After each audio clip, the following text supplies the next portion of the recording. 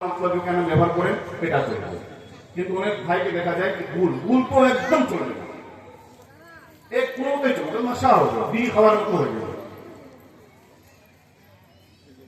এছাড়া আরো যদি কোনো ব্যক্তির কোনো মানুষের প্রশ্ন থাকে, বিশেষ করে মেয়েদের সম্পর্কে একটা মশলা যে আরে মেয়েরা আমার মারা যেহেতু ছেলেদের থেকে আলহামদুলিল্লাহ ওদের পার্সেন্টেজ রোজা রাখার করছে, ওরা খুবই রোজা রাখে আর খুবই ধর্মের দিকে এগিয়ে থাকে, বিশেষ করে রোজা তো কোনো মতেই ছাড়ে না। তো মেয়েদের যেহেতু মাসিক বই, সে মাসিক অবস্থায় রোজা রাখা চলবে না, নামাজও পড়া চলবে না, রোজা রাখা চলবে না।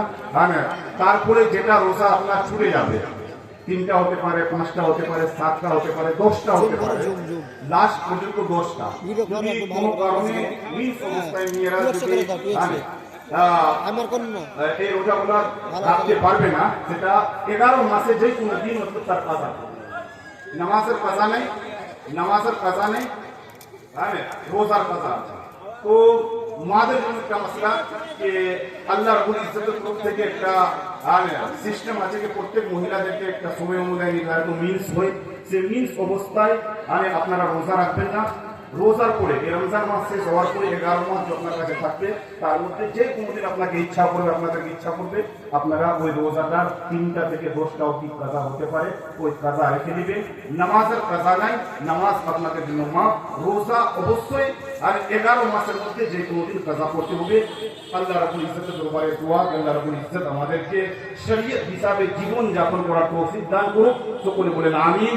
এই আশা রেখে যে আপনারা এই সামনে রমজান মাস নামাজ কায়েম করবেন, তারাবি করবেন, রোজা রাখবেন এবং আজে বাজে কাজে, বিশেষ করে মোবাইলে এটা ওটা হারাম জিনিস, গান বাজনা ইত্যাদি ড্রামা যে দেখি, এই সমস্ত থেকে দূরে থাকবেন কোন করে রমজান মাস পর্যন্ত। এটা আপনাদের সকলের কাছে আশা, এই আশা রেখে তোমারই গিয়ে বললাম আসসালামু আলাইকুম ওয়া রাহমাতুল্লাহি ওয়া বারাকাতুহু।